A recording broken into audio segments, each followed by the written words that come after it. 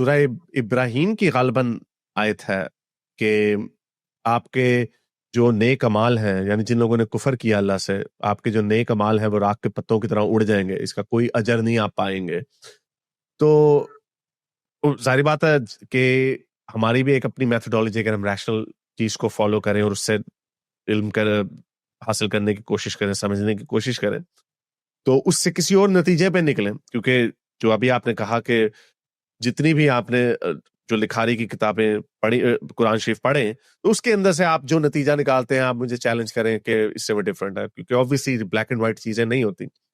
تو اس کو اگر کوئی اور سمجھ کے اپنی دانست میں خدا کے نتیجے پر نہیں اترتا،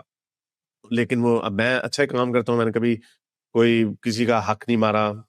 ایسا باپ اپنے باپ کے فرائض پورے کرتا ہوں، ماں باپ کے فرائض پورے کرتا ہوں، کسی عورت کو اس کی مرضی کے خلاف ہاتھ نہیں لگاتا، چوری ڈاکہ نہیں ڈالتا، تو کیا، لیکن خدا پہ نہیں مانتا، تو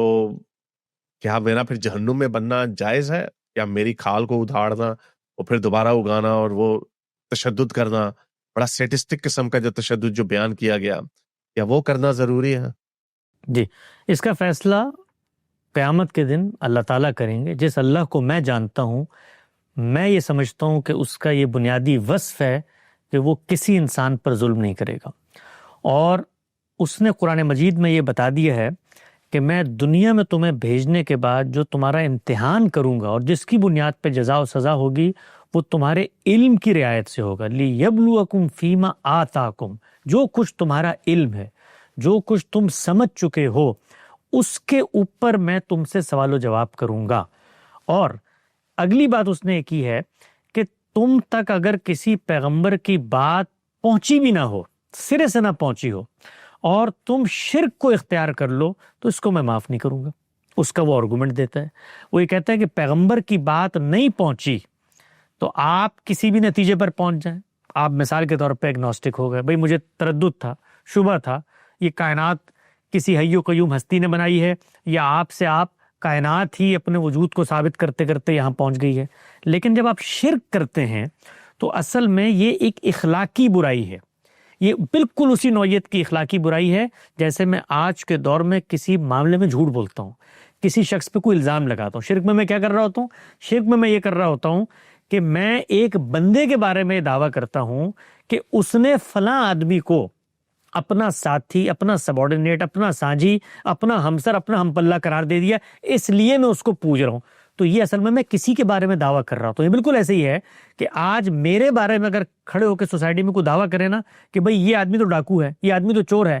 تو میں اس کو اپنی آبرو پر حملہ سمجھتا ہوں. اور اخلاق کا مسئلہ ہے یہ، شرک دین کا مسئلہ نہیں ہے، شرک اخلاق کا مسئلہ ہے. تو اللہ تعالیٰ یہ کہتے ہیں کہ تم یہ تو کہہ سکتے تھے بھائی کہ مطلب مجھ تک خبر ہی نہیں پہنچی، تم نے شرک شروع کر دیا، یعنی میرے نام پر مجھ سے منسوب کر کے یہ باتیں کہنی شروع کر دی کہ خدا نے مجھے یہ کہا ہے کہ فلاں میرا ساتھی، جاؤ اس کو پوجو، فلاں میری بیٹی ہے، جاؤ اس کو پوجو، فلاں میرا بیٹا ہے، جاؤ اس کے. تو یہ تو میں معاف نہیں کروں گا. اس لیے کہ نالج نہ بھی ہوتی تو تمہیں اللہ نے اتنا عقل شعور دیا ہے، جس طرح تم اپنے بارے میں حساس ہو، کیا تم خود کبھی کہو گے بازار میں نکل کے آؤ میرے ساتھ چوری کرو، آؤ مجھے لوٹو، آؤ میرے ساتھ جناب کبھی نہیں کہو گے. کیوں نہیں کہو گے؟ اس لیے کہ شعور تمہارے اندر ہے. تو جو شعور تمہارے اندر تمہارے بارے میں تھا وہ میرے بارے میں کبھی پیدا نہیں ہوا. تو مشرکین سے تو وہ یہ مکالمہ کرتا ہے کہ قیامت میں آؤ گے، گفتگو کروں گا، پوچھوں گا، کوئی عذر ہے تو سنوں گا، لیکن اگر کوئی عذر نہیں ہوا تو اس اخلاقی جرم کو جو تم نے دنیا میں میرے بارے میں جھوٹ بولا ہے، جس طرح تمہیں تردد ہوتا تمہارے بارے میں جھوٹ کے، میں سوال کروں گا، یہ میرا حق ہے. اس کے بعد اللہ تعالیٰ نے اپنی کتاب میں یہ بات واضح کر دی ہے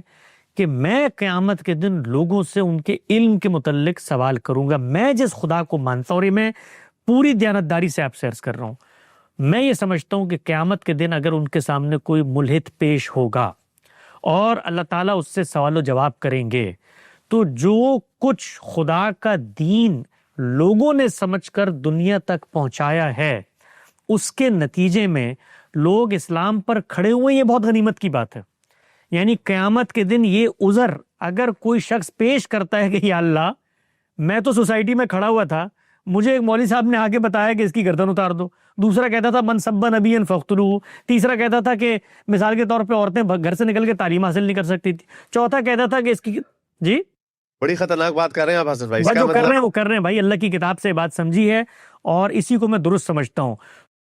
جو دین پیش کیا جاتا ہے، اور اس دین پر جب میں چیلنج کرتا تھا، یار یہ تمہارا پیغمبر ہے، یہ تم اپنے پیغمبر کے بارے میں ہمیں یہ باتیں بتاتے ہو، 6 سال 9 سال کی بچی سے شادی کر لی، یہ کر دیا وہ کر دیا، ادھر نکلا اس کو مارا، یہ تصویریں تم پیش کرتے ہو، تو اللہ تعالیٰ اس کے بعد آپ مجھے بتائیے یہ جو آپ کا دین مجھ تک پہنچا تھا، کیا میں اس کو کسی کائنات سے ماورائی حقیقت کا دین بیان کر سکتا ہوں؟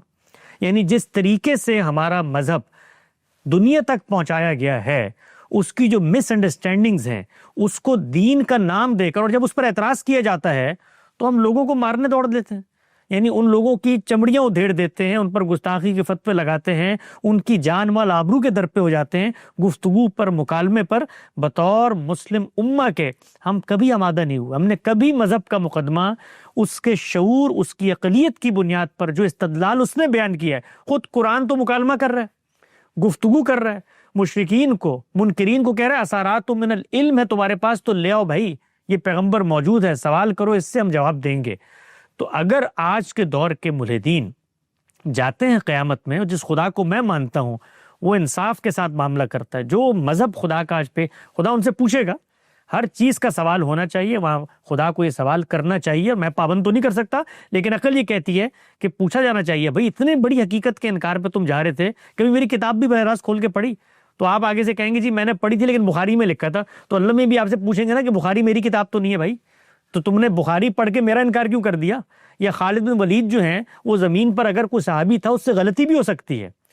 تو اس کو لے کر میرے اوپر تم نے کیوں تہمت باندھ دی؟ یا مثال کے طور پہ تمہارے محلے کا مسجد کا امام جو ہے تمہیں گالیاں دیتا تھا، تو تم نے اس کو میرا مقدمہ کیوں سمجھ لیا؟ میرا مقدمہ تو میری کتاب میں بیان ہوا ہے۔ کیا کبھی زندگی میں کاپی قلم لے کر اس کتاب کا سادہ ترجمہ پڑھا؟ آپ آگے سے کہیں گے اللہ تعالیٰ میں کیسے پڑھتا، یہ سارے مولوی جو ترجمے میں بھی اختلاف کرتے ہیں، تو اللہ تعالیٰ آپ سے یہ پوچھتے، اور میں بھی آج آپ سے یہ پوچھتا ہوں کہ پڑھیے قرآن کو، خدا کی قسم شروع سے لے کر آخر تک جن معاملات میں ترجمے کا اختلاف ہے، وہ اگر 12-15 سے زیادہ نکل آئے تو میرا نام تبدیل کر دیجیے گا، اور وہ کن پہلوؤں سے ہے اور وہ کس جگہ پر ہے، بیسک جو پریمیسز ہے، اگر دین کو سمجھنا ہے تو قرآن میں بیان ہوا ہے۔ تو قیامت میں اگر آپ اپنے آزار اللہ کے سامنے پیش کر دیں، جس خدا کو میں جانتا ہوں آپ کے نیک اعمال کو ہرگز حقارت نہیں کرے گا، اور یہ عین ممکن ہے کہ بہت سارے بے شعوری میں اسلام کو ماننے والے لوگ آپ سے پیچھے کھڑے ہوں، اور آپ شعور کے ساتھ وہ اسلام جو آپ کو ملا انکار کرنے کے نتیجے میں آگے پہنچ جائے۔